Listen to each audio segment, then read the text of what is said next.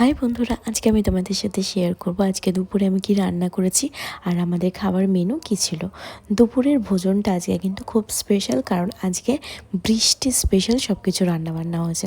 তো দেখতেই পাচ্ছ যে কি রান্না হওয়ার তোড়জোড় চলছিল। কাল থেকে বৃষ্টি হব একটা খুব ভাব।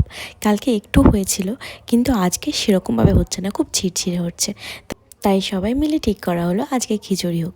খিচুড়ির পাতে হয়েছিল বেগুনি, পেঁয়াজি, পাঁপড় ভাজা, বড়ি ভাজা আর হলো ডিমের অমলেট। তো চলো তোমাদের সাথে শেয়ার করি। প্রথমেই দেখতে পারলে আমি এখানে কিন্তু একটু মোটা ধরনের চাল নিয়েছি। আমাদের যে রেগুলার বেসিসে চালটা খাওয়া হয় সেটা নেওয়া হয়নি। এই চালটা হলো মোটা চাল। তো চালটাকে ভালোভাবে ধুয়ে নিয়েছিলাম প্রথমে। তারপর কিছুটা মুগ ডাল আমি ভেজে নিয়েছিলাম। তারপর সেটাকে ভাত যেমন সেদ্ধ করতে বসিয়ে দেওয়া হয় তেমন বসিয়ে দেওয়া হয়েছিল হাঁড়িতে। আর এদিকে কিছুটা কাঁচা লঙ্কা কেটে নিয়ে আমি তাতে দিয়ে দিয়েছিলাম, আর কিছুটা পরিমাণ নুনও দিয়ে দিয়েছিলাম। তারপর আলাদা একটা কড়াইয়ে কিছুটা সর্ষের তেল, তাতে জিরে ফোড়ন দিয়ে, শুকনো লঙ্কা তেজপাতা ফোড়ন দিয়ে ভালোভাবে ভাজা হয়ে আসলে তাতে দিয়ে দেব একে এক জিরের গুঁড়ো, লঙ্কার গুঁড়ো, লবণ আর হলুদ পরিমাণ মতো দিয়ে একটু ভালোভাবে নেড়ে নেব।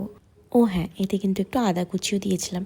একটা স্পেশাল টিপস দিই, যখনই তেলের মধ্যে আদা দেবে আদাটা ছিটকে আসবে, তাই জন্য তেলটা গরম হওয়ার পরে গ্যাসের ওভেনটা বন্ধ করে দিয়ে তাতে আদা কুচিটা দিলে আদা অতটা ছিটকে আসে না।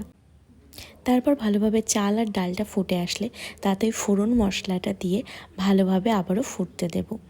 ফুটে আসলে এতে দিয়ে দেবো পরিমাণ মতো একটু ঘি, তাতে কিন্তু ফ্লেভারটা ভালো আসবে। আর হ্যাঁ, অবশ্যই বাঙালি তাই চিনিটা মাস্ট, পরিমাণ বুঝে একটু চিনিও দিয়ে দিয়েছিলাম। তাহলেই আমাদের রেডি খিচুড়ি। তো তার সাথে আমি বলেছি পেঁয়াজি, এই দেখো পেঁয়াজি। আচ্ছা, আমি কিন্তু বেগুনির রেসিপি অলরেডি আমার পেজে শেয়ার করা আছে, তোমরা যদি চাও সেখান থেকে চেক আউট করতে পারো। জীবনে অনেক কিছু হারিয়েছি, তার আফসোস তো এককালীন অনেকটাই ছিল, এখনও হয়তো আছে। অনেক কিছু বলতে অনেক সম্পর্ক হারিয়েছি।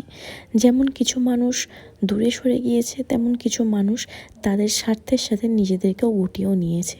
কেউ সময়ের চাপে সরে গিয়েছে, আবার কেউ নিজেকে ইচ্ছা করে সরিয়ে নিয়েছে নিজের স্বার্থের তাগিদে। তো তাদের কথা ভেবে আমার আর মন খারাপ করে লাভ নেই। আর যা আছে, যেটুকু আছে সেটুকু নিয়ে ভালো থাকাটাই হলো জীবন।